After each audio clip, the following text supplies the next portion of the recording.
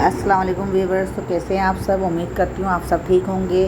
तो जी जनाब, आज हम बनाने जा रहे हैं देगी आलू गोश्त। तो देगी आलू गोश्त किस तरह बनता है हम बनाएंगे अपने तरीके से।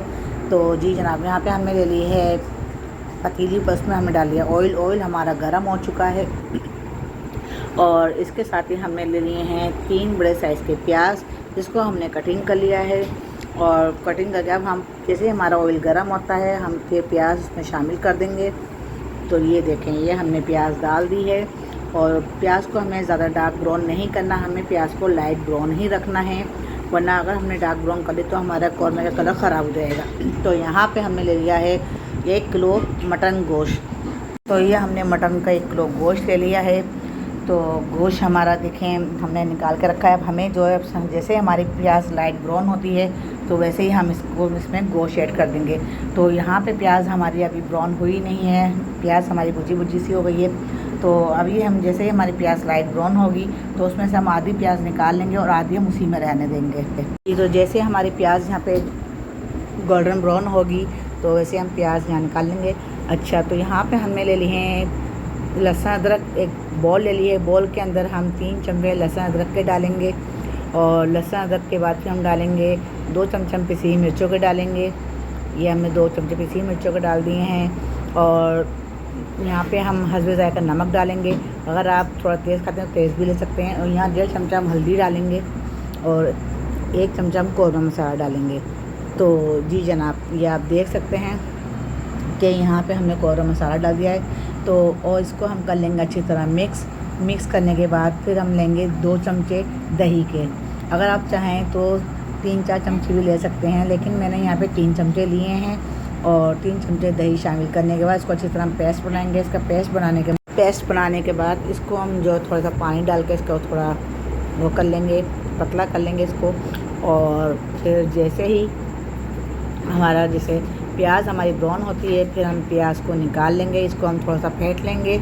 इसको फेंटने के बाद इसको मसाला हमारा तैयार हो चुका है। अब प्याज की तरफ चलते हैं। प्याज हमारी कहाँ तक पहुँची है ये देखें। प्याज हमने ब्राउन हो गई थी तो आधी प्याज हमने निकाल ली है और आधी प्याज हमने इसी में रहने दी है। अब हम यहाँ पे गोश्त ऐड करेंगे। तो गोश्त को हम अच्छी तरह चलाएँगे, मिक्स करेंगे और भूनेंगे ऑयल के अंदर। और गोश्त जो अपना पानी भी छोड़ता है तो थोड़ा उसके पानी को हम खुश्क करेंगे। तो अच्छी तरह यहाँ हमने गोश्त को मज़ीद भून लिया है। 1 मिनट के लिए हमने गोश्त की भुनाई कर ली है। भुनाई के बाद अब यहाँ पे हम जो मसाला हमने तैयार करके रखा था उसका पेस्ट, तो मसालों का, तो अब वो हम यहाँ पे ऐड कर देंगे। ये देखें डाल दिया है। और हम जो बॉल में थोड़ा बहुत मसाला रह गया था उसको हमने पानी डाल के हिला के वो भी डाल दिया है। तो यहाँ पे हम अच्छी तरह मिक्स करेंगे, इसको चलाएँगे। इसको चलाने के बाद देखें आप बॉयल आ चुका है। तो यहाँ पर जो है हम पानी ऐड करेंगे। ये पानी हमने डाल दिया है, जितना हमने गोश्त को गलाना है उस हिसाब से हमें पानी डालना है। अगर आप कुकर में बना रहे हैं तो अपने कुकर में अपने हिसाब से आप पानी डाल सकते हैं। तो यहाँ पे मैं पतीली में बना रही हूँ, देगची में, तो देगची के हिसाब से पानी डाल रही हूँ। तो यहाँ पे करते हैं हम ढकना बंद आधे घंटे के लिए। अब आधे घंटे बाद हम ढक्कन खोल के देखेंगे कि हमारा गोश्त कहाँ तक पहुँचा है। तो अभी हम यहाँ आपको दिखाते हैं गरम मसाला, खड़ा गरम मसाला।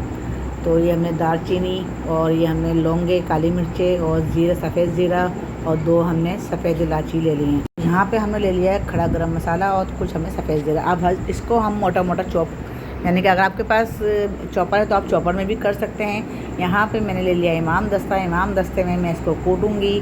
और यहाँ पे मैंने 2 चमचे ज़ीरे के ले लिए हैं, जिसको मैं तवे पे फ्राई कर रही हूँ। उसको हल्का सा मैं इसको भून लूँगी तवे के ऊपर। वहाँ पे हमारा ज़ीरा तवे पे हो जाएगा तो फिर हम उसमें से, अगर आप चाहें तो पैन के अंदर भी कर सकते हैं। तो वहाँ पे मैं तवे में कर रही हूँ। यहाँ पे देखें मैंने मोटा मोटा कूट लिया है गरम मसाला। ये खड़ा मसाला गरम मोटा मोटा कूट के मुझे गोश्त में शामिल करना है। ये देखें हमारा मसाला कूट चुका है इमाम दस्ते में। तो आप चाहें तो चॉपर में भी कर सकते हैं। तो ये देखें, ये अब हम उसमें गोश्त में इसको ऐड कर देंगे। अच्छा खासा हमारा गरम मसाला हो गया। माशाल्लाह खुशबू भी बहुत अच्छी आ रही है गरम मसाले में और सब चीज़ें अच्छी तरह मिक्स हो चुकी हैं। ज़्यादा मेहनत की ज़रूरत नहीं है, बस ये देखें ये हो गया। अब यहाँ पे मैंने निकाल के ये गोश्त में ऐड कर दिया है। और मैंने वहाँ पे जो ज़ीरा जो हमारे तवे पे भून रहा था तो वो ज़ीरा भी हमने जो है उसको भी हमने इमाम दस्ते में पीस लिया। जी यहाँ पे देखें मैंने गोश्त में डाल के अच्छी तरह चला लिया है। ये वो भी मैंने पीस लिया तो ये भी मैंने इसमें शामिल कर दिया। ये देखें खुशबू के लिए, तो माशाल्लाह खुशबू बहुत अच्छी आ रही है और बहुत अच्छी खुशबू आ रही है माशाल्लाह पकने में। अभी ये भुनाई पे आएगा तो फिर और ज़्यादा अच्छा लगेगा। तो अभी हम इसको छोड़ देते हैं। ये हम इसको आधे घंटे के लिए हमें गोश्त को गलाने के लिए छोड़ना है। अब इसको हमें हल्की आंच पे पकाना है, ज़्यादा तेज़ आंच पे नहीं बनाना। तो ये देखें अभी हमने इसको खोल के चेक करा है तो गोश्त हमारा कहाँ तक पहुँचा है ये आप देख सकते हैं। जी जनाब, तो ये आप देख सकते हैं गोश्त हमारा भुनाई पे आ गया है। और हम यहाँ चेक कर लेते हैं, अगर हमारी बोटी गल चुकी है तो हम इसको फिर ज़्यादा मज़ीद नहीं भूनेंगे, ज़्यादा नहीं उसमें चलाएंगे। ये देखें माशाल्लाह गोश्त हमारा गल चुका है, गर्म है तो थोड़ा हाथ जल रहा है। तो ये देखें गोश्त हमारा गल गया है, ऐसे हम डाल देते हैं वापस। ये देखें अब इसको हम अच्छी तरह चलाएँगे। अच्छा, यहाँ पे हमने जो प्याज निकाली थी उसको हमने मिक्सी के अंदर दही डाल के उसको हमने ग्राइंड कर लिया। तो हमने इसको मोटा मोटा हमने ग्राइंडर करा है, इसको ज़्यादा बारीक नहीं करा है, इसी में हमने दही शामिल कर जी। तो ये हमने देखें ग्राइंडर करके रख लिया और इसको भी हम जब गोश्त हमारा भुनाई पे आएगा तो इसको भी हम शामिल कर। तो ये देखें जी गोश्त हमारा भुनाई पे आ गया था, तो हमने यहाँ पे ये शामिल कर दिया है जो हमने पीस के रखा था। तो इसके साथ ही हमने इसको थोड़ा पानी हिला के वो भी डाल दिया है। अब इसको हम अच्छी तरह चला लेंगे, मिक्स कर लेंगे, क्योंकि दही भी अपना पानी छोड़ता है, तो इसलिए हम थोड़ा इसको ढकना खोल के चलाते रहेंगे। इसको मज़ीद भूनते रहेंगे ताकि ये थोड़ा सा और भुनाई पे आ जाए जी। तो ये देखें आप माशाल्लाह गोश्त हमारा भुनाई पे आ चुका है। तो यहाँ पे हमने 1 किलो गोश्त में 1 किलो ही आलू हम डाल रहे हैं बराबर के, क्योंकि आलू जो है बड़े छोटे बच्चों सबको पसंद होते हैं। तो यहाँ पे हमारा गोश्त भुनाई पे आ चुका है, तो यहाँ पे हम आलू शामिल कर रहे हैं ताकि हम उसमें शोरबा करने से पहले हम आलू डाल के भुनाई कर लें अच्छी तरह। जैसे ही हमारे आलू भुनाई पे आ जब भून जाएंगे तो अच्छी तरह इसका भुनाई हो जाएगी, तो समझे इसका जो रोगन है, जो इसका जो ऑयल है वो अलग हो जाएगा। तो जैसे ही वो अलग होगा तो फिर समझे हमारी भुनाई हो चुकी है। लेकिन अभी इसकी और मज़ीद भुनाई की कसर बाकी है, तो इसको और भुनेंगे अभी हम 2-3 मिनट। ये देखें हमें हमारा अच्छी तरह आलू गोश्त को हम भून लेंगे। माशाल्लाह आलू गोश्त तो ऐसी चीज़ है कि हर घर में खाया जाता है और बहुत पसंद किया जाता है। तो जी जनाब, ये देख सकते हैं आप माशाल्लाह गोश्त हमारा आलू गोश्त जो है हमारा भून चुका है।